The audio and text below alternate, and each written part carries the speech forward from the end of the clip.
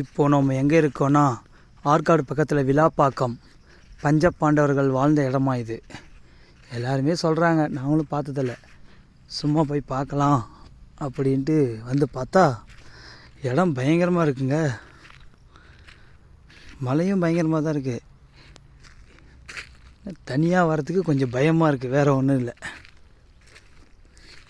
இதுதான் பஞ்சபாண்டவர்கள் வந்து தஞ்சம் படைக்கிறதுக்காக இருந்த இடமா. அவங்க கையாலே எல்லாம் செதுக்கி அவங்க தங்கிறதுக்காக இடம் பண்ணியிருக்காங்க.